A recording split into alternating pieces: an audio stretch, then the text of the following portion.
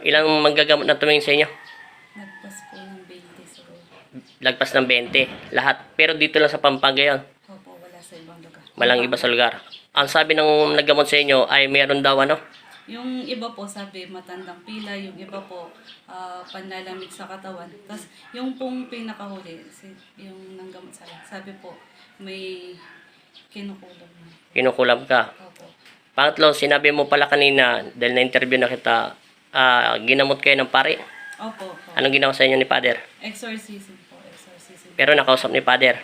Hindi. Isang pare lang ba yun o may assistant yung pare? Grupo sila. Grupo po. Grupo. Talagang lehitimong pare sila Opo, opo. sa simbahan. Opo, opo. Okay, wala namang problema. Kasi meron kasing hindi walang basbas ng Panginoon Kristo. Hindi, meron. Ngayon, nagpatingin na kayo sa doktor. Opo. Anong problema niyo, sakit niyo sa katawan lagi? Hindi po nila ma-detect kasi lahat ng result, normal. Normal. Sa pag Maliban lang po sa diabetic ako, pero meron po ako maintenance na gamot. Pero yung tagba nito, yung sa pagtulog wala namang problema. Wala po. O, sige. Titingnan natin ang makakaya ko. Dinin mo na kita, ha? O.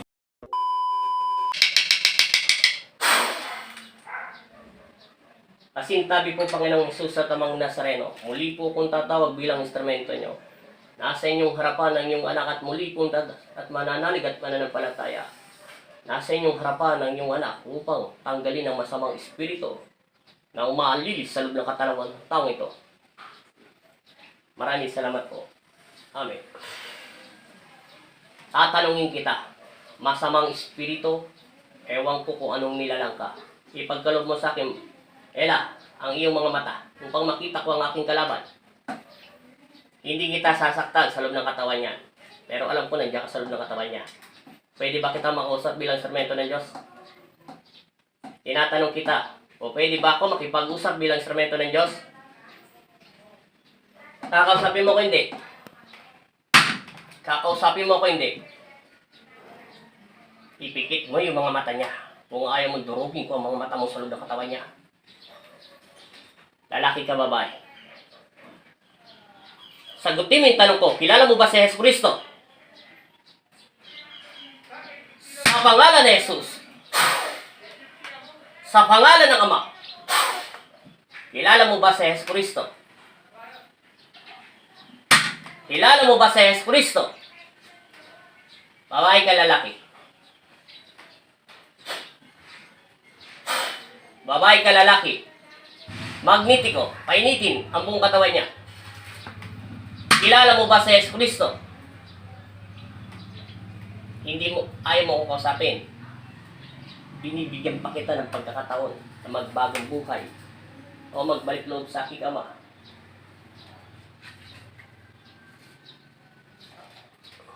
Hindi mo talaga ako kakausapin bilang instrumento ng Diyos. Babae ka, lalaki? Babae ka, lalaki? Ipikit mo yung mga mata niya. Pag hindi mo pinikit ang mga mata niya, atakihin kita ng sunod-sunod. Babae ka, lalaki?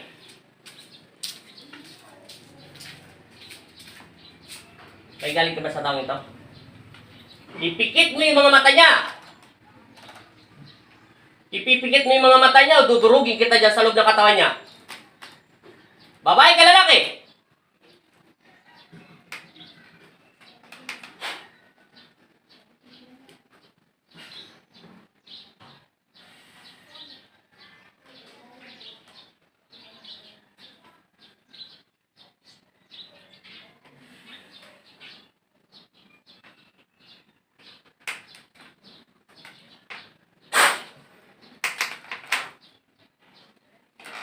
Ipipikit mo yung mata niya, dudurugin kita sa loob ng katawan niya.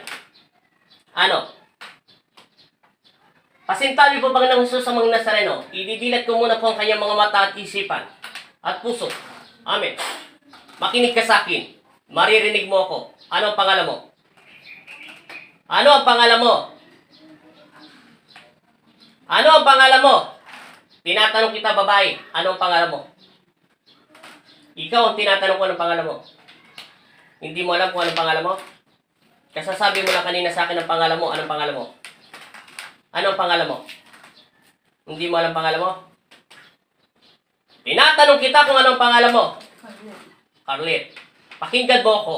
Ginising ng aking ama ang iyong diwa. Kung gusto mo makalaya sa masamang espiritu sa loob ng iyong mga mata, ipikit mo ang iyong mga diwa. Naiintindihan mo? Ano ang apelido mo? Ocampo. Ipikit mo ang iyong mga diwa. Hayaan mo siya makapasok sa iyo dahil nandiyan siya sa loob ng katawan mo. Kung gusto mong tulungan ang sarili mo, wala kang magagawa kung ayaw mo akong tulungan. Naiintindihan mo na? Pumikit ka. Pilitin mong ipikit mo ang iyong mga mata. Hindi ko siya madadampot ng ganong kabilis. Lalaban siya sa akin. Naiintindihan mo na? Ipikit mo. Ano ang pangalan mo?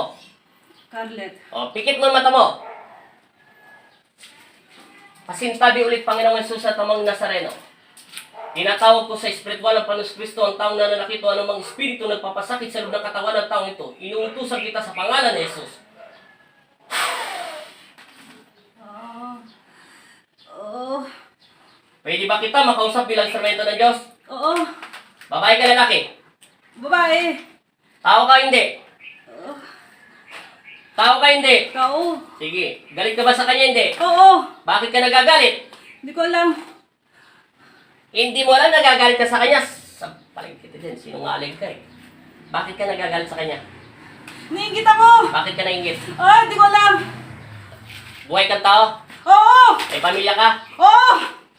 May anak ka? Oo. Ilan ang anak mo? Dalawa. Babae lalaki? Babae, lalaki. Huwag mo ko sabayan. Sasalpukin kita dyan sa loob ng katawan yan. Babae ba, lalaki mo, anak mo?